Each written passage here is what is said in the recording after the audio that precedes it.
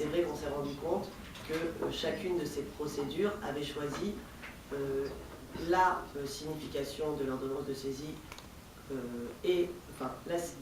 l'intervention de l'huissier de justice concernant la signification de l'ordonnance de saisie et la dénonciation au débiteur de cette saisie en vue de garantir notamment la protection des droits du débiteur. Et c'est vrai même si dans les différents États membres les modalités varient, notamment la Hongrie a mis en place un important système de communication électronique en cette matière, donc est très avancé sur cette question. On ne l'est pas tous de la même manière dans nos États membres respectifs, mais c'est vrai qu'on s'est rendu compte qu'il ressortait de ces échanges une nécessité d'assurer la protection du débiteur, notamment puisque l'ordonnance de saisie serait prononcée à l'issue d'une procédure non contradictoire, et que l'huissier de justice avait tout son rôle à jouer dans cette signification et dans cette dénonciation, en raison des garanties qu'il apporte aux justiciers. C'est également permis, comme vous l'a dit Géraldine Cavaillé, il y a des différences de procédure entre les différents États de la communauté, mais il y a de toute façon toujours, dans chacun des sujets que nous avons à traiter, entre les huissiers de justice, des dénominateurs communs à trouver. Celui qui concerne la saisie des avoirs bancaires, on l'a déjà souligné, je l'avais souligné dans mes propos introductifs, Géraldine en a parlé, Gabriel également, tourne autour de la sécurité juridique. Je crois que c'est ce qui sort de notre première réunion d'hier, c'est que l'huissier de justice, l'agent d'exécution, est celui qui peut assurer cette sécurité juridique en Europe, aussi bien, comme le disait Gabriel,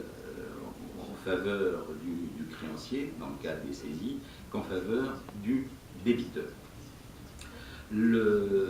Ces idées et cette réflexion nous a amené hier à lancer déjà entre nous, au niveau des 9 pays partenaires, un débat pour savoir de quelle manière il était possible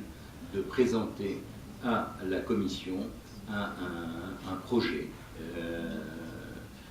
de mise en place d'une procédure, puisque la volonté de la Commission est de créer une saisie conservatoire autonome, une saisie conservatoire européenne. De quelle manière il est possible de mettre en place, avec l'expérience de chacun de ces pays, une procédure efficace et sûre. Et je crois qu'on sera en mesure, d'ici le mois de décembre, de procéder, de présenter en tout cas à la Commission un projet commun des huissiers de justice, des agents d'exécution, sur la procédure la plus sûre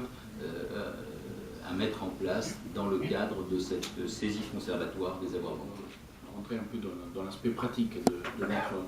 de notre projet. L'idée, c'est vraiment de se dire aujourd'hui, le justiciable européen a dans les mains souvent un titre exécutoire. Il peut s'agir d'un titre dans une procédure de divorce, dans une créance commerciale, et il se trouve face à 27 procédures différentes. Alors forcément, cette multiplicité de procédures avec une multiplicité d'acteurs, une multiplicité de tarifs, une multiplicité de délais et de formalismes complexes, car forcément les procédures civiles d'exécution sont liées intimement à l'histoire des pays, donc divergent de façon importante entre pays et pays, est évidemment un frein à l'accès au droit. Donc le seul moyen, on va dire, il y a deux moyens, théoriquement il y aurait deux moyens pour avancer sur ce sujet. Le premier, c'est celui de dire, on tente d'harmoniser tout cela, ce qui peut être un vœu intéressant, utile, mais pas réalisable à court terme. Et l'autre approche, et c'est un peu celle que nous poursuivons, c'est celle de dire qu'il faut absolument que ces procédures très différentes, qui vont probablement rester différentes dans les années qui vont venir,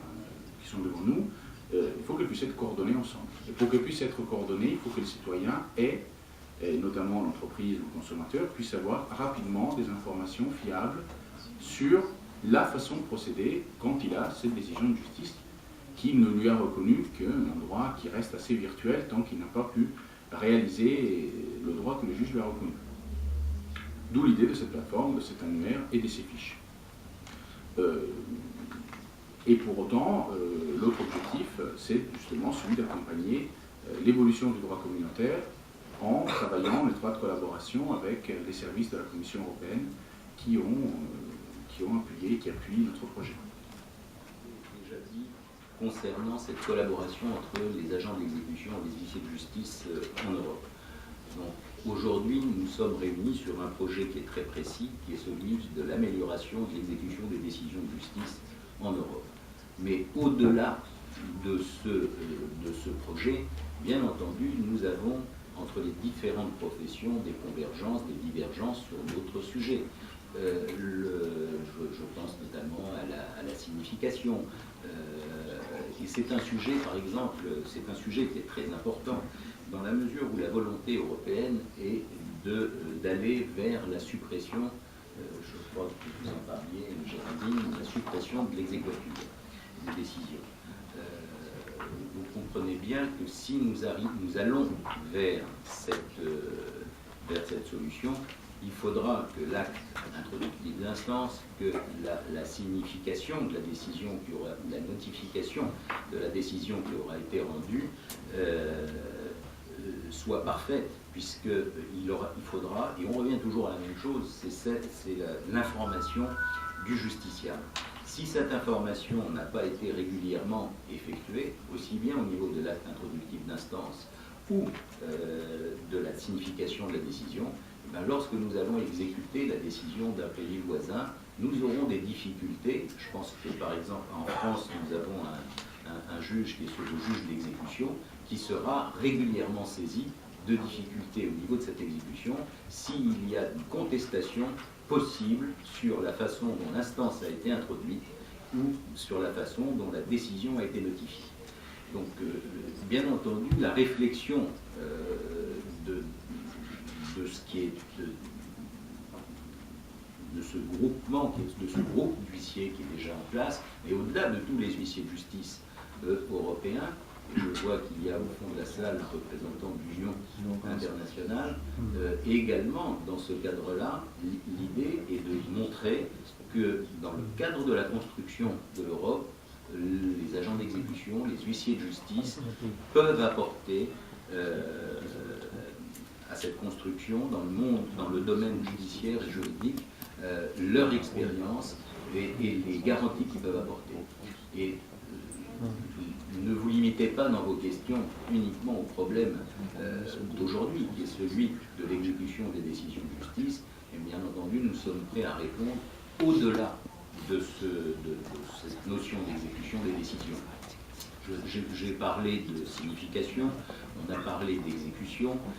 il y a également un domaine dans lequel certains huissiers européens interviennent régulièrement, qui est celui de l'établissement de la preuve. Dans ce domaine, ils apportent aux justiciables des avantages importants, notamment ça permet de prévenir des conflits, d'éviter la saisine des juridictions. Donc la réflexion que nous mettons en place va au-delà de ce simple problème d'exécution des décisions. Donc voilà ce que je voulais rajouter aux propos déjà complets qui ont été apportés par Géraldine Cavalier et Gabriel Bécaud.